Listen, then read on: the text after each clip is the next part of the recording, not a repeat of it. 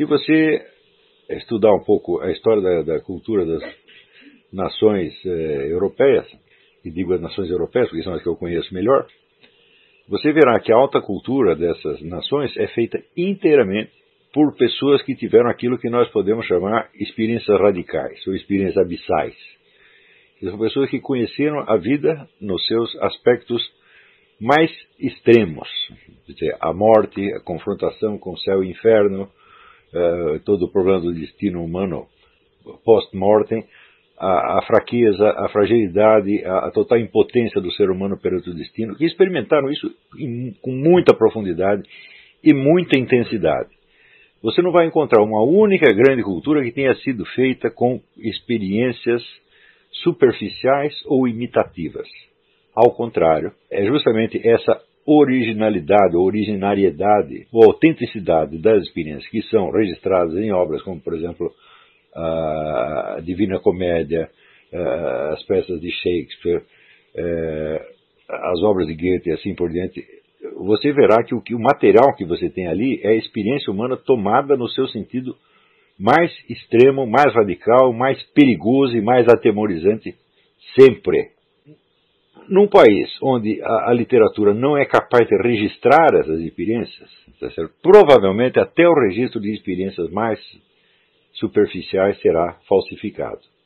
Nós temos, é claro que nós temos algumas obras, pelo menos até os anos 50, elas apareciam com uma certa regularidade, onde você via em versão imaginativa algumas experiências fundamentais do povo brasileiro. Existe um romance que eu gosto muito, do Zé Lins do Rego, que se chama Cangaceiros, no qual existe uma guerra entre uns coronéis do sertão e um grupo de cangaceiros, e os pobrezinhos camponeses que estão no meio não estão entendendo absolutamente nada, levam pancada sem saber de onde vem, e vivem numa espécie de estado de terror perpétuo. E tem um casalzinho novo, que é um deles, que são os personagens principais. Eles acabam se salvando porque aparece ali um cantador de feira, que é um velho cego, tá certo?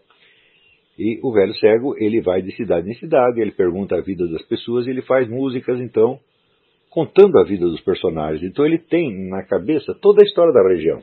Ele sabe tudo o que está se passando, né? E, portanto, o velho sabe para onde levá-los, para onde eles tenham segurança. Então termina no fim, aquele casalzinho se salva porque o velho os conduz ao lugar onde eles não correm mais risco. Então esse aí o que é? Essa é a epopeia da memória no princípio da civilização. Quer dizer, é a capacidade de você armazenar a experiência e você condensá-la, vamos dizer, em imagens cada vez mais abrangentes, que dá justamente a este cego uma compreensão maior da situação do que aquela que tem, né, as vítimas da situação. E esta é a função básica da cultura, quer dizer, é o indivíduo que sabe o que se passa, que sabe o que é a experiência humana real e que, de algum modo, a condensa. Como ele a condensa? A primeira condensação possível é, evidentemente, em símbolos artísticos. Quando você presencia uma situação qualquer, um fenômeno, um fato qualquer, que você não chega a entender intelectualmente, o que você faz? Você conta esse fato. Você não precisa entender para contar, basta você registrá-lo e ser capaz de sintetizá-lo em imagens. Então você chega em casa e olha, eu vi isto, mais isto, mais isto, mais isto, mais isto. Sem esta primeira síntese imaginativa, não há nenhum trabalho intelectual possível. O que significa que num país onde você não tem uma vasta literatura, as ciências sociais, as ciências políticas, as ciências humanas, é tudo palhaçada. Por quê? Vão simplesmente usar conceitos científicos já prontos, estereotipados, de um lado, e a realidade bruta dos fatos do outro. Eles não têm aquela síntese intermediária, então não conseguem pensar simplesmente. Então o que você vai ver são só estereótipos onde não há um discernimento efetivo das situações. Ora, todos nós sabemos, e eu já tenho assinalado muitas vezes em artigos, em aulas, etc., que a literatura brasileira desapareceu. Agora nós vemos alguns sinais, sobretudo na poesia.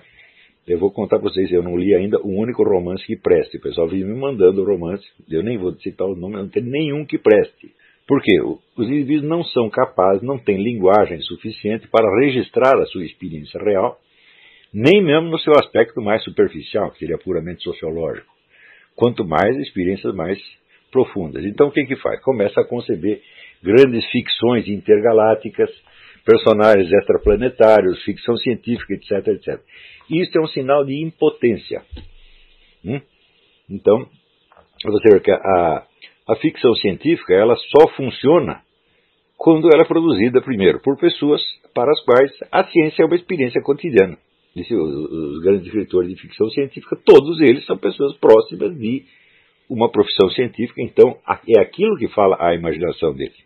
Então, é como dizer, a ficção científica sem cultura científica é um negócio totalmente artificial, porque o indivíduo está falando de experiências que ele não teve nem poderia ter. Se ele não teve as experiências, de onde que ele tirou o material? Só pode ser cópia. E cópia mal feita, feita com coxa de retalho, que ele tirou um pouco de um filme, um pouco de um programa de TV, um pouco de um livro, etc, etc, e compôs aquela porcaria. Então, é tudo de segunda mão. Ora, a experiência poética propriamente dita, ela é mais elementar e ela não depende de uma experiência tão abrangente, depende apenas de uma experiência interior profunda. Então, ela não implica nenhuma compreensão, vamos dizer, mais abrangente da sociedade, da cultura, etc, etc. O indivíduo vai na sua experiência interior, trabalha a linguagem daquilo e exprime. É por isso que a gente vê este ainda modesto revigoramento da literatura aparecer sob a forma da poesia e não das obras de ficção. Nas obras de ficção, a única coisa notável que eu tenho lido, mas que eu já li há muitos anos atrás, são os contos do Yuri Vieira, que são contos humorísticos, absolutamente meio humorísticos, meio fantásticos, mas sempre centrados na experiência real brasileira. Tá certo? Então, vamos dizer, o Yuri ele não é nem um homem da grande fase da literatura brasileira e nem uma estreia promissora. Ele é um intermediário, ele é alguém que, de certo modo, ele é um sobrevivente. Ele conseguiu continuar escrevendo coisas muito interessantes no extremo da decadência em torno, ele ainda continuava no canto dele produzindo as coisinhas. Talvez haja outros escritores assim que também tenham sobrevivido, tá certo? Mas nós não os conhecemos, eles não têm. Aliás, o Yuri, eu nem sei se ele tem algum livro publicado. Eu conheço os contos dele porque ele me enviava, tá certo? E eu sempre tenho um conto absolutamente maravilhoso, que eu acho O Homem do Minhocão, que é um guerrilheiro que se esconde embaixo do minhocão durante 30 anos, pensando que ainda está sendo perseguido pela ditadura, o negócio já acabou há muito tempo. Se vocês querem saber, isso realmente aconteceu. Não nesses termos e não nos termos cômicos. Mas tem um conhecido meu que ficou escondido muito tempo depois de ter acabado a ditadura. Não foi no minhocão, mas aconteceu isso realmente, né? E não é um caso para rir, absolutamente.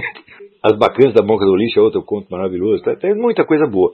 Mas é um caso isolado e completamente atípico.